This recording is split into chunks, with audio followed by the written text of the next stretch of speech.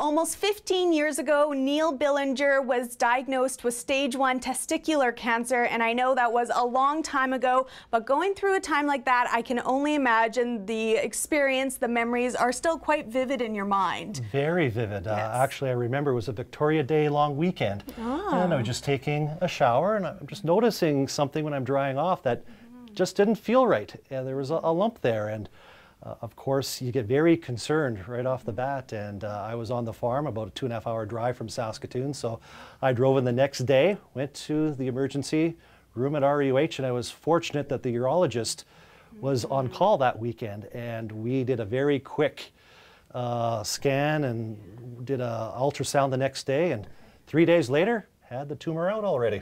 Wow, very quickly, yes. So it was a quick process. Bang. Yeah, I didn't even have time to really worry about it too much until, after the surgery was done. It was maybe about a day where I, think about your mortality a bit, but I was fortunate. Some people, they have to wait weeks before they reach that stage, so. And for those people and for yourself, a great resource or a great source of support is the Canadian Cancer Society. How did this organization help you through that time? Well, there's always different things that they have. They have all the written pamphlets for every type of cancer. There's so many. There's probably a couple hundred different types of cancer. Wow. So it's a different bit of information for each one. And then they also have peer support. I didn't use it, but it is available. You can phone a toll-free line, and then there are volunteers who have had that particular cancer. They're available for you to walk through the whole treatment, diagnosis process, just to put your mind at ease. Because I found when I went the first day, I went to the internet.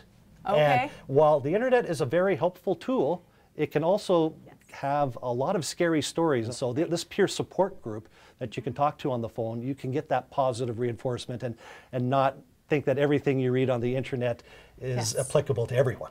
Yeah, absolutely. And one way you can hear all these positive stories is at this year's Relay for Life event that's coming up on June 12th. Tell us a bit about this event. The great thing about Relay for Life, it honors cancer survivors. Yes. And you see the yellow t-shirt here. You can only wear a yellow t-shirt if you are a cancer survivor. So if you see somebody walking down the street wearing this yellow t-shirt, you know that person has been treated for cancer somewhere along the line.